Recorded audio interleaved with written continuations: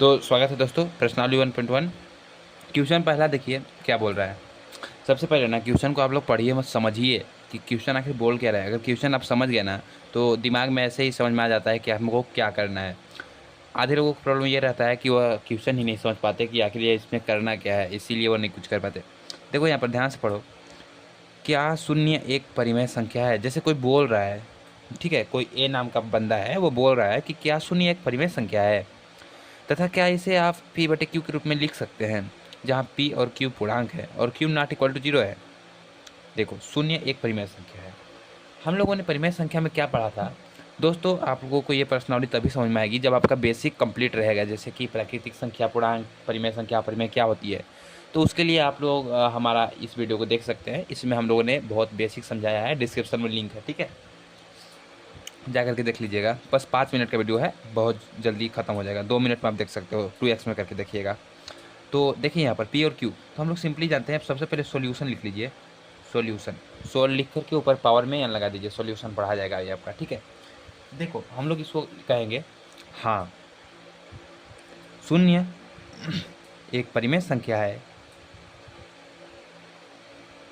परिमेय संख्या है, क्योंकि हम इसे पी बटे के रूप में लिख सकते हैं, ठीक है, लिख सकते हैं, ठीक है। परिमेय संख्या है क्योंकि हम इसे पी बाई क्यू के रूप में लिख सकते हैं, में लिख सकते हैं। कैसे लिख सकते हैं? चलो, हम लोगों ने क्या बोला था कि कोई परिमेय संख्या तभी होती है जब उसे पी बटे क्यू के रूप में लिखा जा सके, लेकिन Q not equal to zero होना चाहिए, ठीक है। हम लोग सबसे पहले एग्जाम्पल बनाते हैं और शून्य को हमको परिमेय बनाना है, तो हम शून्य लिखते हैं और उसके बट्टे में एक लगा देते हैं। अब बताओ, अंश में तो देखो पी की जगह पर जीरो है, लेकिन क्यू की जगह पर जीरो है नहीं है, यानी कि जीरो बटे एक, ठीक है। यहाँ पर लिखेंगे, यहाँ क्यू बराबर एक है, ना कि जीरो, अतः हम जीरो को पी बाई क्यू के रूप में लिख सकते हैं। तो यही इसका आंसर हो गया। आई होप समझ में आया होगा। कैसे आया समझ में ना? ठीक है। जीरो हमको देखो अंश में तो जीरो है, लेकिन हर में जीरो नहीं ना है, तो बस इसीलिए हमारा ये हो गया। और जीरो भी पूर्णांक है और क्यू भी पूर्णांक है, ठीक है। हमारा बेसिक वीडियो देख लीजिएगा, समझ में आ जाएगा। क्वेश्चन नंबर दूसरा देखिए क्या बोल रहा है। दूसरा क्वेश्चन है, देखिए यहाँ पर दूसरा क्वेश्चन है, 3 और 4 के बीच में 6 परिमेय संख्या। बहुत आसान है, आप 6 नहीं कितना भी ज्ञात कर सकते हैं, ठीक है। बहुत आसान है, इसके लिए सूत्र भी आता है, नहीं तो मैं डायरेक्ट बता रहा हूँ, बहुत ईजी रहेगा। और एक बार मैं सूत्र से भी बता दूंगा। देखो हल, पहले मैं आसान वाला विधि समझाता हूँ और बाद में सूत्र वाला समझाऊंगा। देखो 3 और 4 के बीच में हमको कितना ज्ञात करना है? 6 परिमेय संख्या ज्ञात करना है ना, ठीक है, 6 हो जाएगा। कैसे होगा? हम लोग इसका सूत्र जानते हैं। सबसे पहले ना आप जो पहला दिया है उसको ए मान लीजिए, दिया है, यहाँ पर सॉल्यूशन लिख लीजिएगा, ठीक है। दिया है ए बराबर 3 और बी बराबर 4। अब देखिए इसका सूत्र क्या हम लोग लगाएंगे, डायरेक्ट इसका सूत्र लगाएंगे 1/2 और ए प्लस बी, बस यही सूत्र लगाएंगे और इससे हमारा एक प्राप्त हो जाएगा। पहला इसके बीच में पहला जो परिमेय संख्या है वो प्राप्त हो जाएगा, उसके बाद हमारा दूसरा परिमेय संख्या प्राप्त हो जाएगा। तो इस तरीके से चलो इसको सॉल्व करते हैं। तो देखो 1/2 है और ए की जगह पर 3 प्लस के बी की जगह पर 4 जोड़ देंगे तो क्या होगा, 4 3 7 और 7 का गुणा 1 में होगा तो 7/2।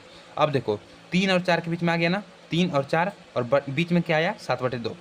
अब देख सकते हो कि 7/2 यानी कि 3.5, इसको काटे को तो 3.5 ही तो आएगा ना। तो 3 से ये बड़ा है और 7/2 4 से छोटा है, तो एक परिमेय संख्या ये हमको मिल गया। जरूरी नहीं कि यही परिमेय संख्या आपकी बुक के आंसर में भी दिया हो, उसमें अलग दे सकता है, क्योंकि अनंत परिमेय संख्या पाई जाती है किसी दो संख्या के बीच में, ठीक है। जैसे कि ये एक स्केल है। अब यहाँ पर आप देख सकते हैं, थोड़ा सा अगर मैं जूम इन करूँ,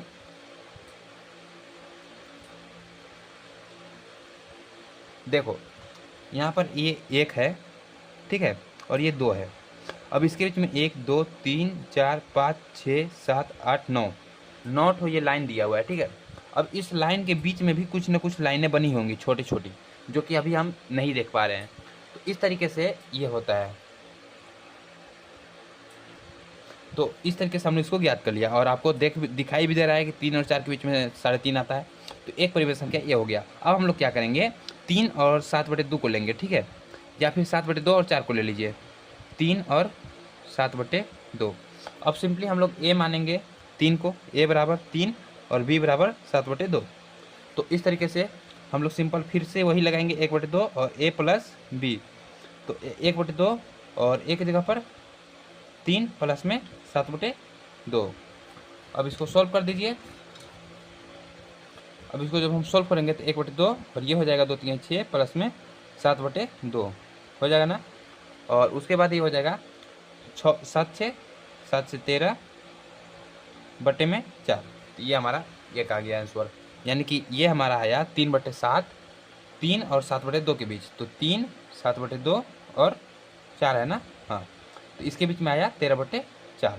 तो ये देखो इससे बड़ा है और ये इससे बड़ा है और ये इससे बड़ा है। तो इस तरीके से हम लोगों ने ये दो संख्या प्राप्त कर ली। और इसी प्रकार से आप 7/2 और 4 के बीच में कर सकते हो, 3 और 13/4 के बीच में कर सकते हो। तो इसको सोल्व करोगे तो आपका आ जाएगा। अब अगर हम सूत्र वाली बात करें ना, सूत्र वाली बात, तो देखो सूत्र बहुत मतलब थोड़ा सा इसका सूत्र अगर आपको नहीं याद है, अगर सूत्र पर आप कर सकते हो तो बहुत बढ़िया है। सूत्र नहीं याद होता है तो मैं ये ट्रिक बता दिया हूँ आपको। देखो सूत्र क्या है, सूत्र है ना कि जो बड़ा है उसको y मान लीजिए, ठीक है, हल, ठीक है। तो जो बड़ा है ना उसको y मान लीजिए। बड़ा कौन सा है, 4 बड़ा है ना, ये इसको लिए हम उसको y मान लिए, यानी कि 4 है बड़ा ग्रेटर देन 3, 4 ग्रेटर देन 3 है, ठीक है। तो हम लोगों ने y बराबर 4 मान लिया और x बराबर मान लिया 3। अब हमारा सूत्र क्या कहता है कि हम सबसे पहले d निकालेंगे और कितना परिमेय संख्या ज्ञात करना है, 6 परिमेय संख्या ज्ञात करना है ना। तो n बराबर 6 लिख लीजिए, ठीक है। n मतलब कि नंबर, कितना नंबर आपको निकालना है, 6 निकालना है ना, तो 6। तो d बराबर होता है y माइनस x, यानी कि जो बड़ा है उसमें से छोटा को घटा दीजिए और जितना दिया हुआ है ना उसमें 1 जोड़ दीजिए। तो 6 दिया है ना नंबर, तो n + 1। तो अब सिंपल d बराबर y की जगह पर क्या है 4, माइनस x की जगह पर 3 और n की जगह पर 6 + 1, यह चीज़ है। तो सिंपल है। अब देखो d बराबर हमारा क्या आ गया, 4 में से 3 जाएगा तो 1/7, d बराबर 1/7 आ गया ना। बस इसी चीज़ को हम लोगों को निकालना है, d बराबर निकालिए। अब हमको जो भी जितना भी निकालना है ना उसका सूत्र होता है। अगर हमको 6 परिमेय संख्या चाहिए तो हम सूत्र लगाएंगे। सूत्र से देखो, पहला अगर आपको एक परिमेय संख्या निकालना है तो a + d, 2 निकालना है तो a + 2d, 3 निकालना है तो a + 3d, अगर 4 निकालना है तो a + 4d, अगर आपको 5 संख्या निकालना है परिमेय संख्या तो a + 5d, और अगर 6 निकालना है तो a + 6d, ठीक है। तो ये चीज़ हमारा सूत्र है,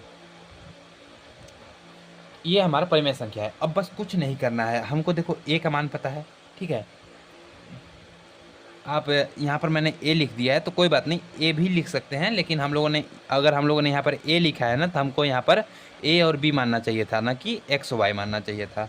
तो कोई बात नहीं, हम काम करते हैं, इसको हम b मान लेते हैं, ठीक है, और इसको a मान लेते हैं, कोई दिक्कत नहीं है। बस अंग्रेजी में कोई अल्फ़ाबेट ही मानना है ना आप लोग, a भी। अगर यहाँ पर आप लोग इसको x और y ही मानेंगे तो यहाँ पर x कर लेना पड़ेगा, ठीक है। मैंने इसको ज़्यादा चेंज न करना पड़े इसलिए इसको ही b मान लिया, ठीक है। जो बड़ा है उसको y और जो छोटा है उसको x, या फिर जो बड़ा है उसको b और जो छोटा है उसको a। तो इस तरीके से फार्मूला बन गया है। अब सिंपल हम लोग फार्मूला पर रख देंगे और फार्मूला पर रखेंगे तो हमारा ज्ञात हो जाएगा। तो a + d ज्ञात करते हैं सबसे पहले। तो देखो a की जगह पर क्या है, ऊपर में देखो a की जगह पर 3 है ना, ठीक है, दिखाई दे रहा है आपको, a की जगह पर 3, तो a + d यानी कि 3 + d की जगह पर क्या है 1/7, ये चीज़, कोमा a की जगह पर 3 + 2 × 1/7, कोमा a की जगह पर 3 + 3 × 1/7, कोमा a की जगह पर 3 + 4 × 1/7, 1/7 है ये, कोमा a की जगह पर 3 + 5 × 1/7, और a की जगह पर 3 + 6 × 1/7। तो ये हमारा हो गया। अब सिंपल इसको सॉल्व कर देंगे। तो 17, 21 और 1 22/7, इसको सॉल्व करेंगे तो देखो 3 पहले इसको जो 2 एकम 2, 2/7 हो जाएगा ये। अच्छा 3 + 2/7 और ये हो जाएगा 3 + 3/7 और ये हो जाएगा 3 + 4/7 और ये हो जाएगा 3 + 5/7 और ये हो जाएगा 3 + 6/7। आगे समझ में आ रहा होगा। तो देखो पहले परिमेय संख्या तो ये है, तो 22/7। और अब इसको देखो तो ये हो जाएगा 17 21 और 2 23/7। और ये हो जाएगा 17 21 और 3 24/7, 25/7, 26/7 और 27/7। यही चीज़ हमारा आएगा। तो ये हमारा आंसर हो गया। ठीक है, इस तरीके से आप निकल सकते हो। देखो सूत्र से करोगे ना तो थोड़ा सा जल्दी हो जाता है ये एज़ कम्पेयर टू दिस। ठीक है, तो इस तरीके से आपको बस सूत्र निकालना है। सबसे पहले डी निकाल लेना है, उसके बाद सूत्र पर रख देंगे। अगर यहाँ पर 9 पूछता तो हम लोग a + 9d तक ले जाते और क्या। तो ये हमारा सूत्र होता है। तो आई होप समझ में आया होगा। तो इस तरीके से हम लोग निकाल लिया। अब चलो नेक्स्ट क्वेश्चन देखते हैं। देखो 3/5 और 4/5 के बीच में 5 परिमेय संख्या ज्ञात कीजिए। ठीक है, तो सबसे पहले हम लोग सूत्र से ही निकाल लेते हैं, जल्दी हो जाएगा शायद। तो यहाँ पर हल लिख लेते हैं। ठीक है, अब जो बड़ा है ना उसको लिख लीजिए। तो बड़ा कौन सा है, ये हो जाएगा 0.6 और ये हो जाएगा 0.8। तो यानी कि 4/5 बड़ा है 3/5 से। तो हमारा हो जाएगा x बराबर 3/5 और y बराबर 4/5, क्योंकि जो बड़ा रहेगा उसी। अब हमारा सूत्र क्या कहता है, सूत्र कहता है कि बड़े में से छोटा घटा दो, यानी कि y - x बट्टे में n + 1। अब n क्या है, 5 परिमेय संख्या निकालना है ना, तो n बराबर 5 ये दिया है। ठीक है, दिया है n बराबर 5। अब यहाँ पर सिंपल रख देंगे हम लोग मान। तो यहाँ पर देखिए d बराबर y की जगह पर 4/5 और -x की जगह पर 3/5 और बट्टे में हो जाएगा n की जगह पर 5/1। ठीक है, ये चीज़ हमारा हो गया। अब सिंपल देखो यहाँ पर d बराबर हो जाएगा हमारा, ये हो जाएगा 1/6 और 1/5, यानी कि ये हो जाएगा हमारा टोटल d बराबर 1/30। समझ में आया ना, ये d बराबर 1/30 हमारा निकल आया। कैसे निकल आया, इसमें से इसको सॉल्व कर दिए तो ये इसमें से 4 में से 3 जाएगा तो 1 हर समान है ना, भिन्न का जोड़ता आता, भिन्न का घटाना आता होगा। तो 1/5 आया और ये 5 1 6 हो गया। ठीक है, अच्छा ये देख लो यार, 1/5 और इसको मैं यहाँ पर देखा और ये 5 1 6 ये हो गया ना। अब सिंपल देखो इसके बटे में कुछ नहीं है, तो यानी कि 1 कर देंगे। तो 1/5 गुणे 1/6, जानते हैं पलट जाता है ना ऊपर जाता है। तो ये हो गया 1/30। इस तरीके से हम लोग निकाले हैं यहाँ पर देखो डायरेक्ट। ठीक है ना, तो इस तरीके से d बराबर 1/30 आ गया। अब सूत्र हमको 5 परिमेय संख्या चाहिए, तो सूत्र से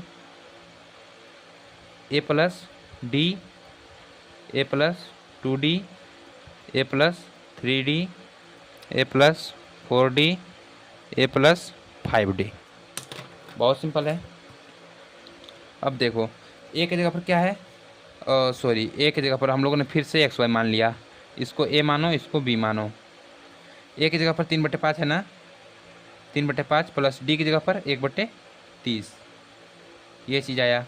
और a की जगह पर 3/5 प्लस 2 × 1/30, a की जगह पर 3/5 प्लस 3 × 1/30, फिर a की जगह पर 3/5 प्लस 4 × 1/30 और फिर a की जगह पर 3/5 प्लस 5 × 1/30।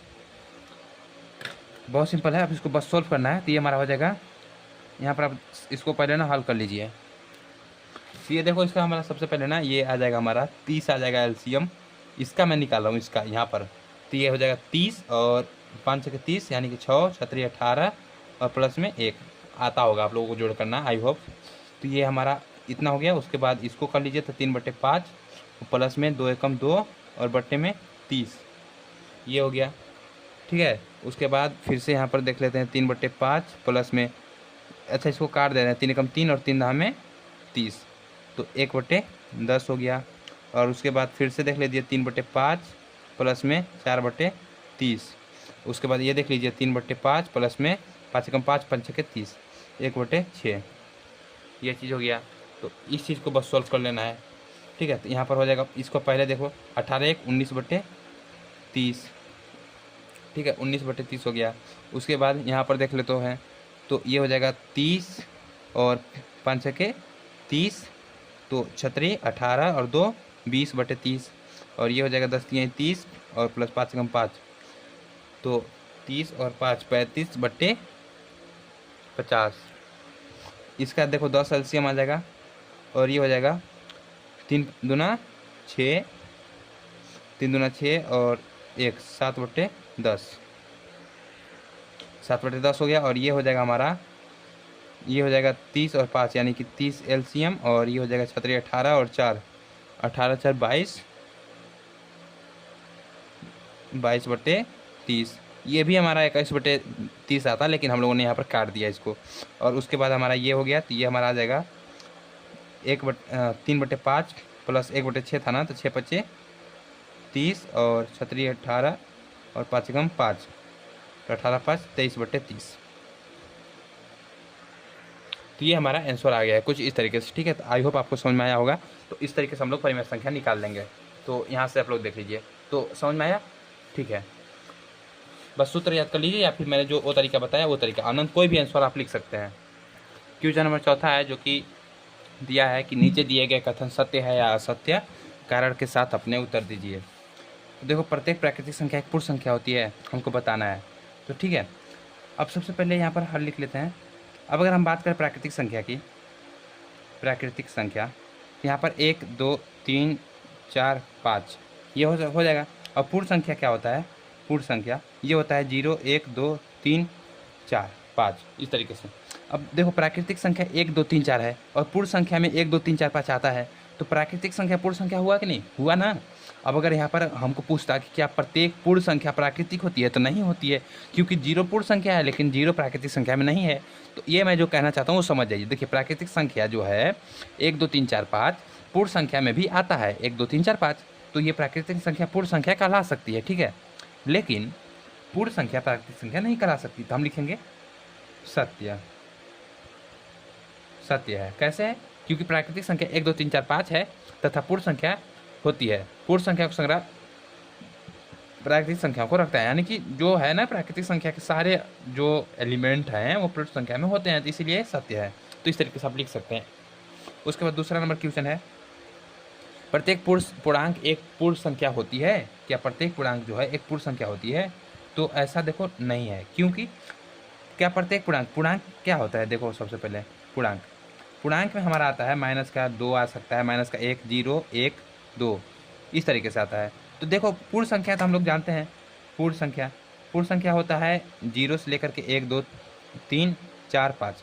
अब यहाँ पर देखो, पूर्ण संख्या में -2 -1 आता है क्या? नहीं आता है ना, तो इसलिए यह असत्य है, असत्य, ठीक है। आई होप समझ में आया होगा। असत्य है क्योंकि पूर्ण संख्या में माइनस के नहीं आता है, ऋणात्मक संख्या नहीं आता है, ठीक है। अब यहाँ पूछा है लास्ट क्वेश्चन, प्रत्येक परिमेय संख्या एक पूर्ण संख्या होती है? प्रत्येक परिमेय संख्या के एक पूर्ण संख्या हो सकती है? देखो, ऐसा नहीं हो सकता। क्यों? देखो, तीसरा असत्य। क्यों? क्योंकि जैसे कि अगर मान लो कि 1/3 ले लिया जाए, ठीक है, तो इसको काटेंगे तो क्या आएगा? 0.3। अब पूर्ण संख्या में 0.3 आता है क्या?